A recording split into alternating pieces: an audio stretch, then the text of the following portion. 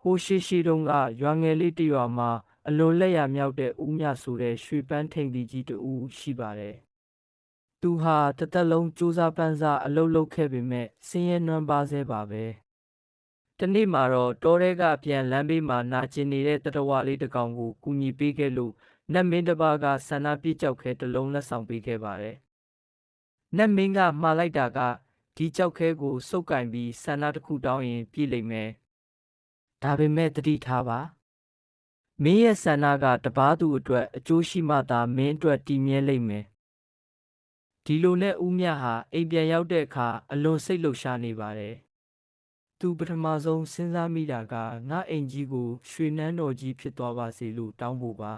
။ဒါပေမဲ့သူစဉ်းစားကြည့်ပြန်တော့ငါတယောက်တည်းနန်းတော်နဲ့နေလဲရွာသားတွေငက်ပြက်နေရင်ငါကိုတပြားတိုက်ကြမှာပဲလို့တွေးမိသွားတယ်။ဒုတိယတစ်ခုက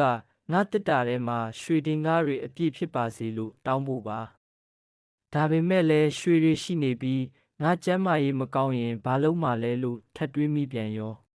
ညစဉ်ညတိုင်းဦးမြဟာကြောက်ခဲကိုစုပ်ပြီးဆန္ဒတွေအမျိုးမျိုးစဉ်းစားပါတယ်ငါအတွက်ပဲလားအားလုံးအတွက်လားဆိုတဲ့အတွေးနဲ့ဇဝေဇဝါဖြစ်နေခဲ့တယ်ဒီလိုနဲ့နှစ်တွေအကြာကြီးကုံဆုံးသွားခဲ့ပေမဲ့သူဟာဘာဆန္ဒမှမတောင်းဖြစ်ခဲ့ပါဘူးဒါပေမဲ့ထူးဆန်းတာကဆန္ဒတောင်းဖို့စဉ်းစားနေတဲ့အချိန်တစ်လျှောက်လုံးမှာဦးမြဟာအရင်ကထပ်ပိုပြီးစူးစမ်းပန်းစားအလုပ်လုပ်လာတယ်။ငါမှဆန္ဒပြကြောက်ခဲရှိတာပဲဆိုတဲ့စိတ်ခွန်အားကြောင့်အလုပ်လုပ်ရတာမပင်ပန်းတော့ပဲသူ့ရဲ့လက်ရာတွေကလည်းတစ်နေ့ထက်တစ်နေ့ပိုကောင်းလာပါတယ်။နောက်ဆုံးမှာတော့သူဟာကိုအားကိုပြီးချမ်းသာတဲ့သူတစ်ယောက်ဖြစ်လာခဲ့ပါတယ်။အသက်ကြီးလို့တေခါနီးချိန်မှာဦးမြကကြောက်ခဲလေးကိုကြည့်ပြီးပြုံးလိုက်မိတယ်။သူဟာဘာဆန္ဒမှမတောင်းခဲ့ရဘဲနဲ့သူ့ဘဝကပြည့်စုံသွားခဲ့ပြီဆိုတာကိုနားလည်သွားလို့ပါပဲတကယ်တော့ထိုကြောက်ခဲဟာမော်ကြောက်ခဲမဟုတ်ပဲရိုးကြောက်ခဲလေးသာဖြစ်တော်လဲလူတစ်ယောက်ကိုမျှော်လင့်ချက်နဲ့ကြိုးစားမှုကိုပေးစွမ်းနိုင်ခဲ့တာဖြစ်ပါတယ်